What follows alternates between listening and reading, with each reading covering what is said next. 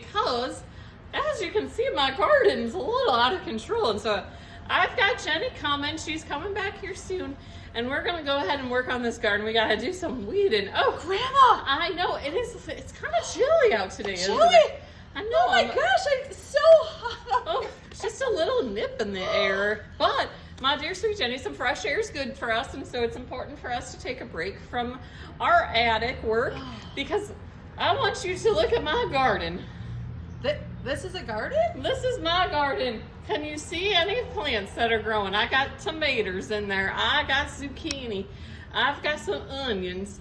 And Grandma, all of those things are growing in there, but you can't even see them. Grandma, do you know that you're supposed to weed the garden because weeds are bad? It's so bad. So my sweet Jenny, today this is going to be our project. We got to get this garden all cleaned out so that my tomatoes can grow so that we can have some BLTs for dinner. Grandma! Because I'm so hungry for some BLTs. Grandma, you got to stay on top of this stuff. It's overgrown and useless right now. You don't even know what's growing in there because it's so bad. But here's the thing too, dear sweet Jenny.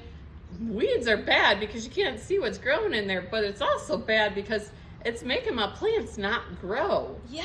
Because it's taking all that water that we're giving it and it's just sucking it right out. And those tomatoes are getting nothing. We've gotten so busy with cleaning the attic that we totally forgot about your garden we planted. We have, and so we have not enjoyed any of the bounty that God is trying to give us in these wonderful vegetables.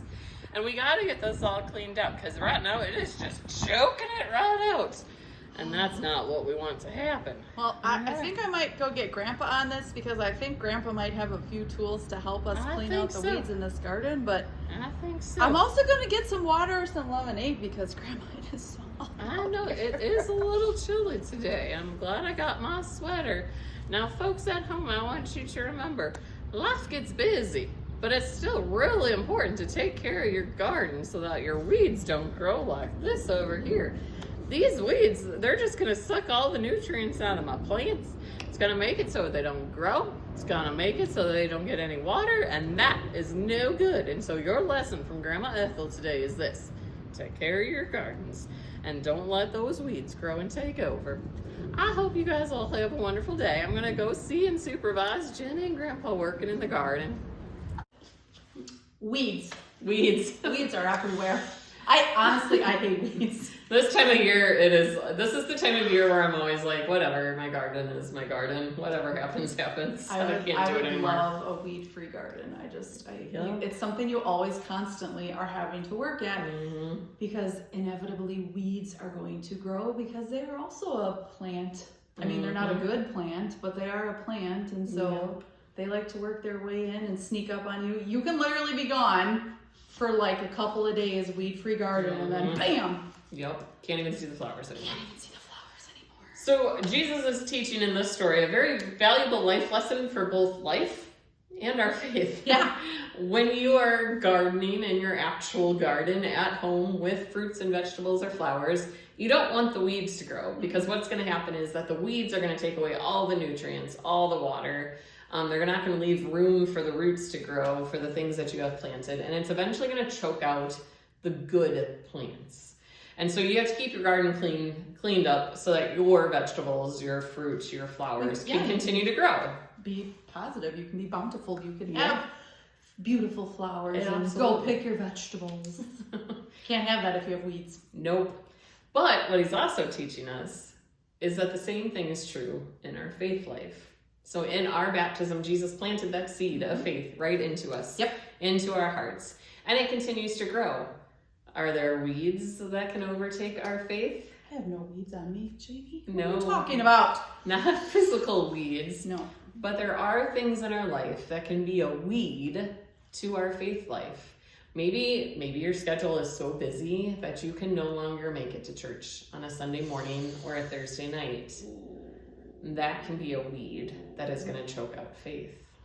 Maybe making some wrong choices at school, like cheating on a test or looking up AI to write your paper for English class, or hanging out with friends that are not making some good life choices and you just toilet papered the neighbor's house.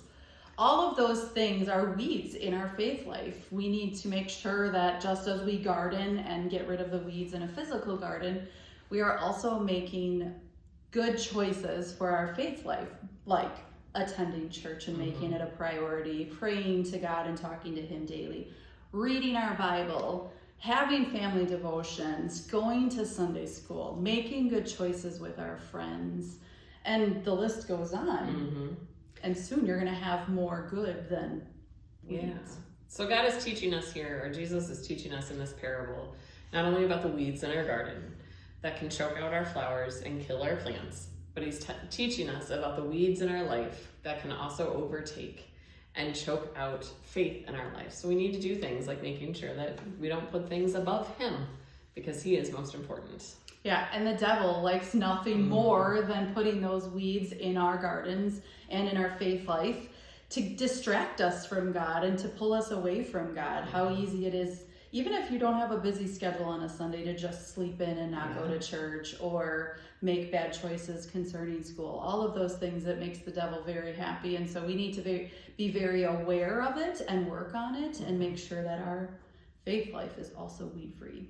So this week, your task is get out in the garden, clean out the weeds in the garden, but then also take a look at your own lives. How can you clear out the weeds so that faith can continue to grow and doesn't get choked down by all the weeds? Keep growing.